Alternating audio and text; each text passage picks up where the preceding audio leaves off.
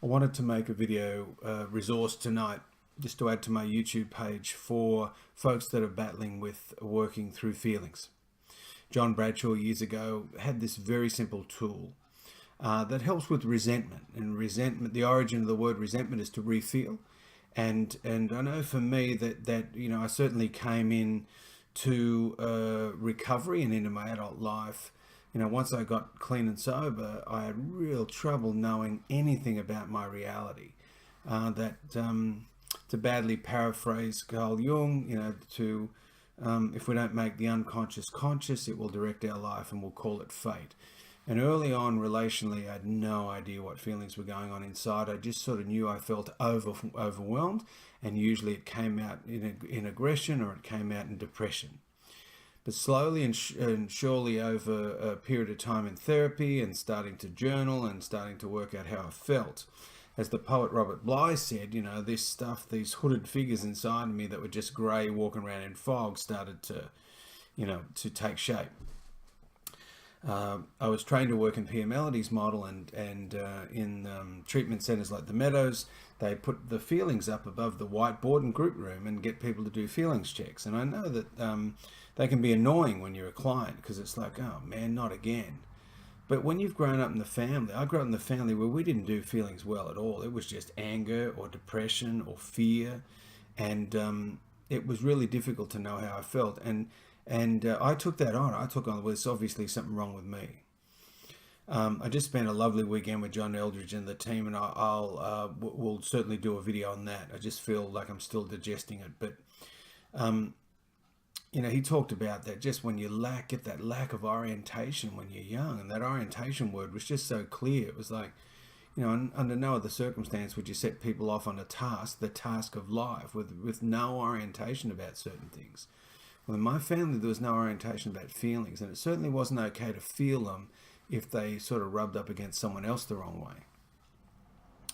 Having 3 boys under 7, there's big feelings in this house all the time, and it's exhausting sometimes. But I know me and Jen do our best to hang with them, and that sometimes we've got to leave the room to deal with our own feelings and tag each other, and it's stressful, but I'm glad we're trying. I love the work of Pete Walker, and he wrote a beautiful book called The Tao of Feeling. Beautiful in the sense it talks about this subject as well. So there's lots of good information on how to sort of increase your emotional intelligence.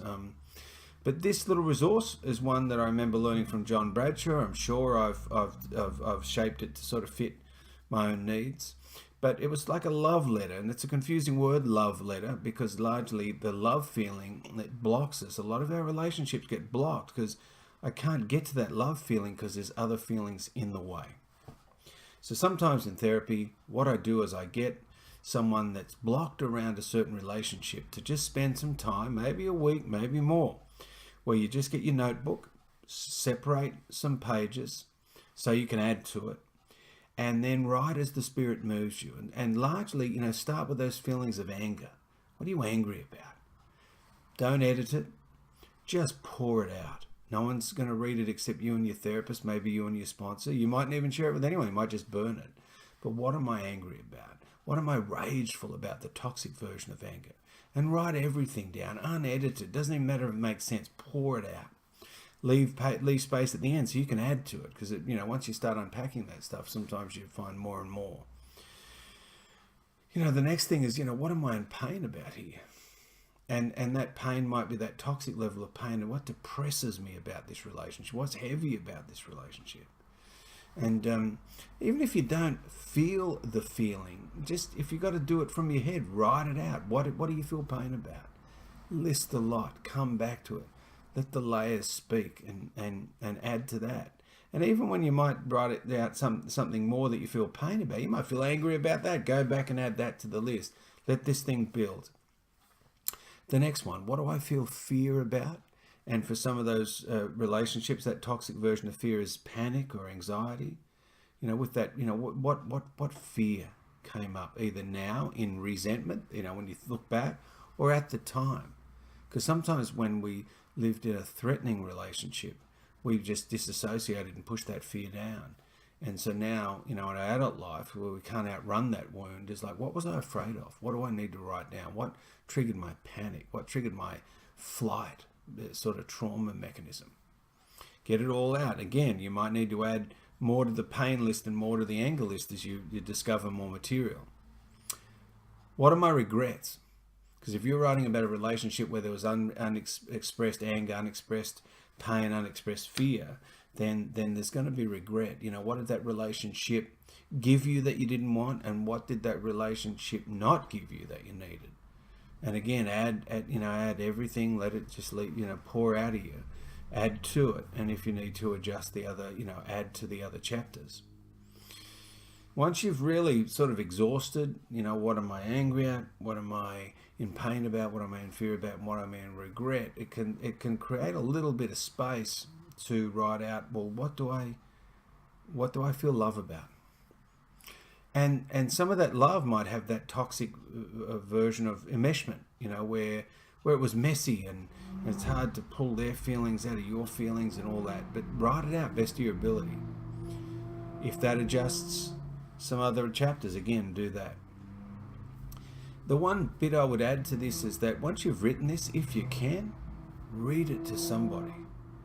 There's something about the power of language and sharing. I know I've written things out and I didn't really feel a lot at the time, but I could think it and I was connected to it the best I could, but I didn't feel it. But the moment I went and had it witnessed by someone else that I trusted and I read it to them, man, 9 out of 10 times I've dropped into that pain. Why do this to yourself? Why not just bury it, and build a bridge and get over it? It's like, because largely we can't outrun this stuff. These feelings of traumas that live in us, and the re-feel is, for some of us, is part of that post-traumatic stress reactiveness, and we don't get away from it.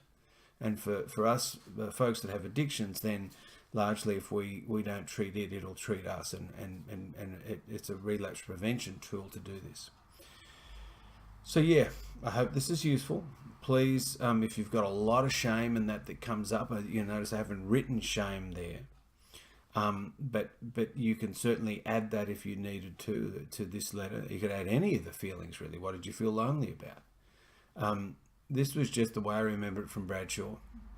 But you could certainly add what you felt lonely about, and the toxic version of that is abandonment. What do you feel shame about? And the toxic version of that is worthlessness. So yeah, if this can be a useful tool just as you try to work through complicated feelings or trying to identify your feelings, please have at it, and be gentle with your heart when you do this. And I'll see you down the recovery road.